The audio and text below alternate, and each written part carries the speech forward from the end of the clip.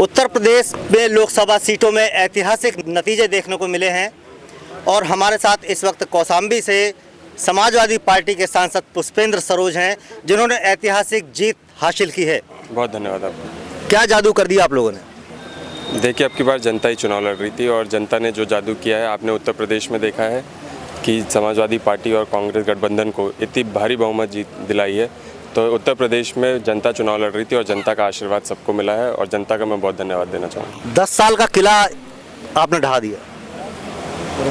देखिए, किला बहुत पुराना है, 20-25 साल का है, बीच में इधर उधर हो गए थे, किला वापस फिर से उजागर हो गया। ये आपके पिताजी की जो एक्सपीरियंस रहा है और आपका जो मेहनत रहा है, कितनी सफलता पाई?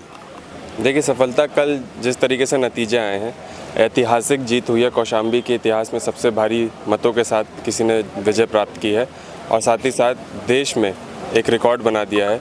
तो कल 2 रिकॉर्ड बने हैं और कौशाम्बी की जनता को इसके लिए मैं धन्यवाद देना चाहूँगा। इसका श्रेय किसको देंगे आप? इसका श्रेय कौशाम्बी की जनता के है और मैं हमारे इंडिया गठबंधन और समाजवादी पार्टी, खास करके जितने हमारे सहयोगी दल और भी हैं, सबके जितने भी सम्मानित नेता हैं, पदाधिकारी हैं और जितने हमारे लोग हमारे साथ चल रहे थे पूरे चुनाव कंधे से कंधा मिला करके, ये श्रेय उनको जाता है। क्या अहम मुद्दे रहने वाले हैं अपनी लोकसभा सीट में?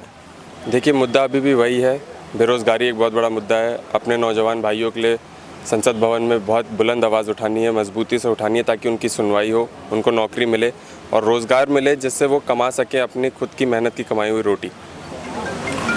क्या संदेश देंगे हमारे दर्शकों को? देखिए, यही संदेश है कि अब की बार आपने जिस तरीके से देखा, जनता चुनाव लड़ रही थी, जनता त्रस्त थी भारतीय जनता पार्टी से। मैं यकीन के साथ कह सकता हूं कि बदलाव की लहर अब बहना शुरू हो चुकी है और आने वाले समय में समाजवादी पार्टी की 2027 में जो सरकार बनने जा रही है, हम अपने नौजवानों को नौकरी देने का काम करेंगे। अपने जो भी भारतीय जनता पार्टी ने 10 साल तक छल छलावा किया है और हर घर को तोड़ने का काम किया है, हर वर्ग को तोड़ने का काम किया है, फिर से मजबूती से ईंट मिला करके हम हर घर जोड़ेंगे और आगे चल के हमारे नौजवानों के लिए, माताओं के लिए, किसानों के लिए, सबके लिए काम करेंगे। लगातार 400 पार का नारा दिया जा रहा था, तो क्या लग रहा है वो 400 पार का नारा कहाँ गया? देखिए, 400 पार का नारा बहुत पहले दिया जा रहा था। चुनाव के जब आप देखेंगे भाषण, तो उसमें भी 400 पार का नारा गायब हो गया था। मंगलसूत्र की बात हो रही थी, लोगों को बांटने की बात हो रही थी, फिर बहुत ऐसी भाषा इस्तेमाल की जो प्रधानमंत्री जी को नहीं करनी चाहिए थी।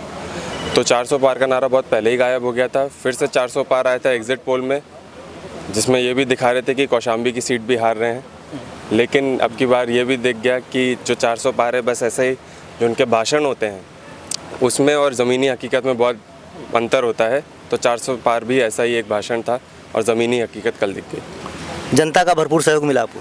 भरपूर सहयोग मिला, सबका आशीर्वाद मिला और मैं सबको धन्यवाद देना चाहूँगा। बिल्कुल, ये हमारे साथ पुष्पेंद्र सरोज सबसे कम उम्र के सांसद यहाँ पर बन गए हैं कौशाम्बी सीट से।